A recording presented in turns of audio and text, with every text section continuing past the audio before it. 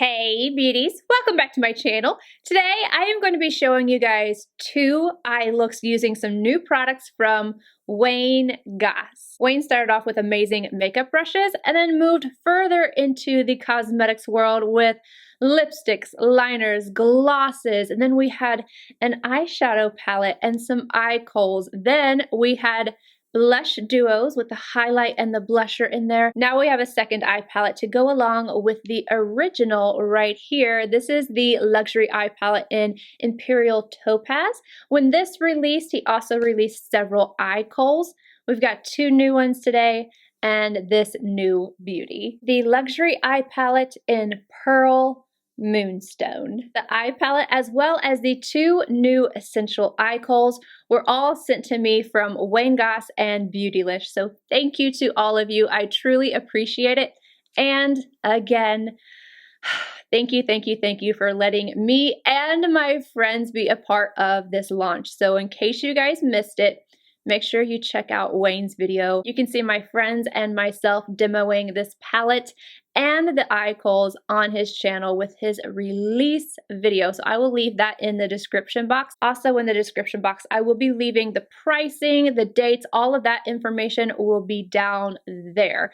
Now, without further ado, let's go ahead and get into some swatches.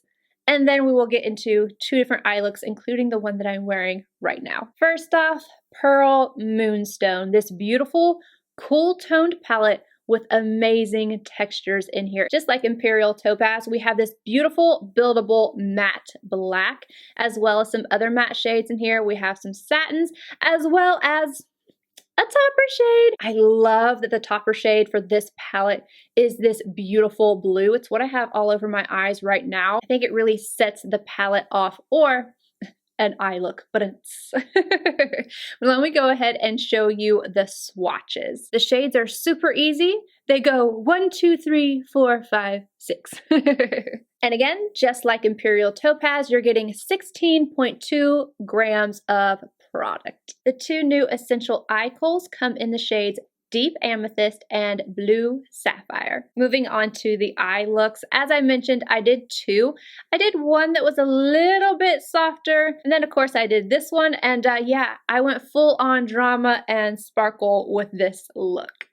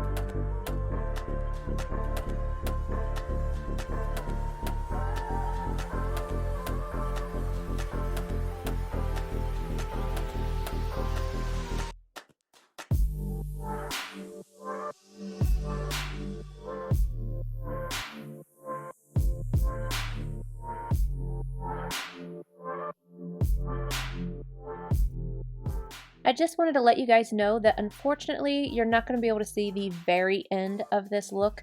That's because for some reason my file got corrupted, but after I had applied the black shadow as my top liner, I had added Blue Sapphire to the bottom, which is the kohl liner, and I just smudged it out, but again, you won't be able to see that.